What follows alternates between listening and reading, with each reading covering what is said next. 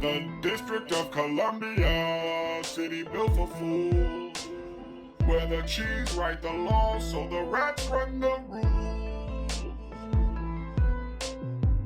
District of Columbia, city built for fools, where the cheese write the law, so the rats run the rules. Hey, guess why they call it the District of Columbia? Because the District of Confusion was already taken. Welcome to Wings of the Infinite. Tonight we're peeling back the mask that some people don't even know the Capitol is wearing. No, but for real, the District of Columbia, Washington, D.C., our capital. When I say the District of Columbia, how many people actually even think of Washington, D.C.?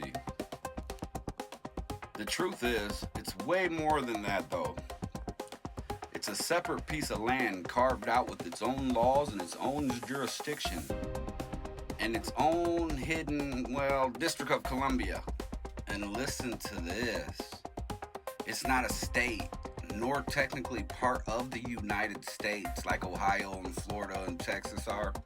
No, it was created in 1790 as a federal district, a 10-mile square piece of land set aside so no state would control the nation's capital.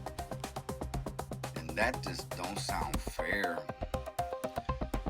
But the catch to it all is D.C. is ruled directly by Congress. And the people who live there, they don't get representation like the rest of us do. They can vote for the president, but they don't have real voting power when it comes to Congress. Think about that. The so-called land of freedom, where the people living in the capital of freedom don't even have the same rights as everyone else. But you better have your floaties on, because here's where it gets deeper. D.C. is part of what they call the City of Power Triad. This includes Washington, D.C. as the military power, London's financial district as the financial power, and Vatican City, the spiritual power. 3 independent districts running each in their own lane. Washington handles the armies, the wars, London handles the banks and the money, and the Vatican handles your soul and the dogma. And none of them are truly under the nations they sit in. They are their own sovereign centers. Does that not remind you of what something Rome would have done? I mean, just look around at the architecture in D.C. Obelisks and domes and Masonic layouts in the streets. These ain't random designs. They're sigils of control. Old world geometry locking in energy.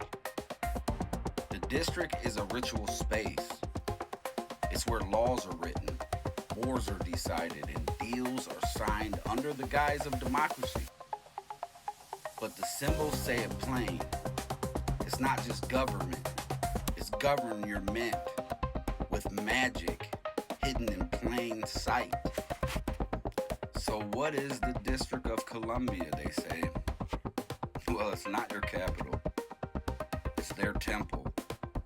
And it's not about freedom, it's about control.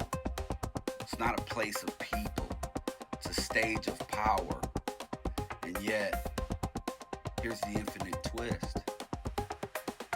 Once you see it for what it is, it loses its spell over you. Once the static clears, the symbol breaks and the truth shines through. This is Wings of the Infinite. Stay awake, stay free, and never forget you are the true capital of your soul. Breaking news from the District of Columbia, also known as the District of Control. Today, Congress announced that they've finally given D.C. statehood. Just kidding, that'll never happen. We like our freedom fighters taxed, but voiceless. It's the American way. In other news, Washington Monument now has been officially recognized as the world's largest participation trophy. That's right. Built tall, looks impressive, but means absolutely nothing.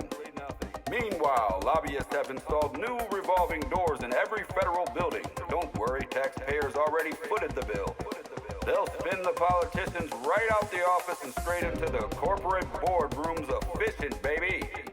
And finally, the Capitol Dome has been declared a UFO hotspot. Not because of aliens, but because every time politicians talk, reality leaves the planet. This is Skip Logic, live from the swamp. Back to you, Sunwalkers. Through the motherfucking veil I return.